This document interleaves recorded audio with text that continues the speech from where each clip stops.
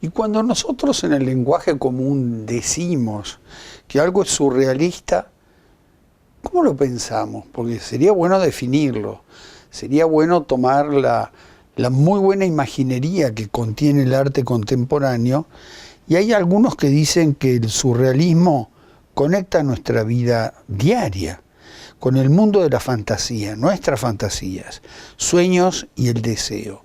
Todo a veces emerge en un sueño, evitemos que sea una pesadilla, y si figuras como Dalí, René, Magritte o Max Ernst, a menudo, que son nombres que se destacan, que vienen a la mente, como otros artistas, porque nos estamos olvidando en este concepto del surrealismo de las mujeres.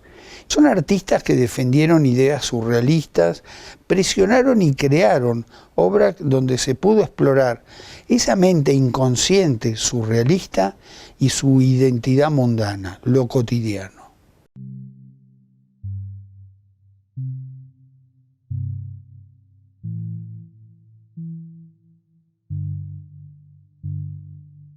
There was something about surrealism with its emphasis on the dream and on fantasy and on the unconscious and of reshaping society that gave any number of women artists this sense of freedom and possibility. There were a number of female artists who worked within surrealist circles and with surrealist ideas and with concepts. And today I'm going to show you just a few of my favorites of those. So Claude Cahun was a French artist who moved to Paris in the early 1920s, was involved both with experimental theater companies and an outspoken member of the Parisian lesbian community between the two world wars. So here we're looking at this tiny jewel-like black and white photographic self-portrait. You see Cahun's face reflected, or is it trapped, in the glass surface of a bell jar, which is an everyday object typically used for protecting delicate things. Another of my favorites in the collection is Merit Oppenheim's carefully fur-covered teacup, saucer, and spoon, with this simple gesture of lining these items normally associated with genteel domesticity with gazelle fur. According to legend, this object was inspired by a conversation that she had with the artists Dora Maar and Pablo Picasso. At the time, she was wearing a fur-covered bracelet that she had designed, and Picasso looked at that and said, "Oh, you can cover anything with fur these days," to which Merit Oppenheim replied, "Even this cup, saucer, and spoon." Oppenheim transforms the everyday into something that is at once seductive, invites us to touch it, and repulsive, because the moment you begin to think of this on your breakfast table in the morning and drinking out of that, things rapidly become very strange. So another work in the collection by a woman artist associated with surrealism is Frida Kahlo's self-portrait with cropped hair. This is a characteristic work by Kahlo in the sense that it is autobiographical and it is a self-portrait, but it is unusual in the way that she is depicting herself. It is, I think, best described as the aftermath of a haircut. This is painted in 1940, immediately following Kahlo's divorce from her husband, Diego Rivera, and in fact, the oversized gray suit she wears and the crimson red shirt are attributes of Rivera.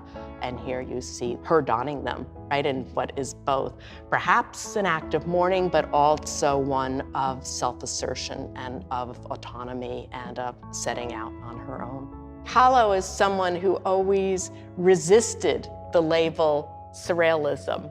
She didn't like to be categorized that way, although she appreciated the French surrealist poet and surrealism's leaders, André Breton's great enthusiasm for her work, which he described, I think, as akin to a ribbon wrapped around a bomb. And I think that gets at the peculiar combination of both delicacy of realization here and the implicit violence of this act of cutting your hair completely off, as evidenced by all these writhing tendrils scattered across the floor and even a little braid draped over here.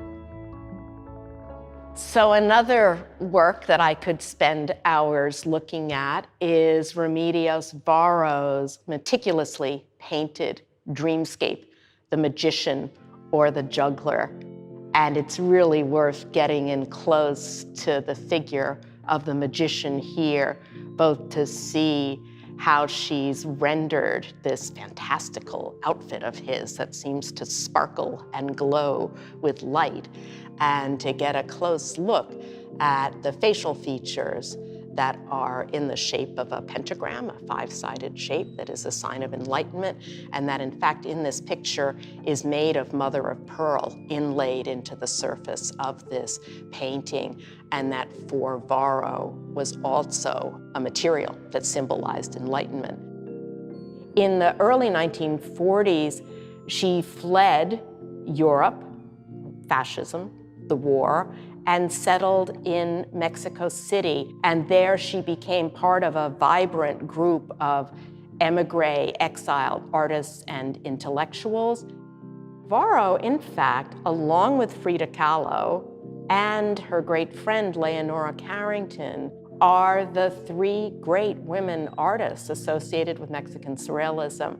And because Varo painted relatively few works, and there are virtually none in public collections in the United States, she is the furthest thing from a household name here in this country, whereas in Mexico, she's very well known.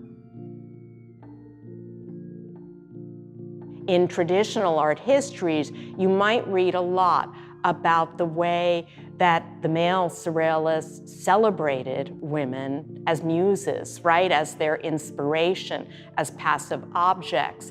And I think what is important to remember is that women played just as much of an important role as active makers, as creative forces, as poets or playwrights or painters or collagists. Here at the museum and elsewhere, we all want to do everything that we can to make that aspect of women's involvement with surrealism more widely known.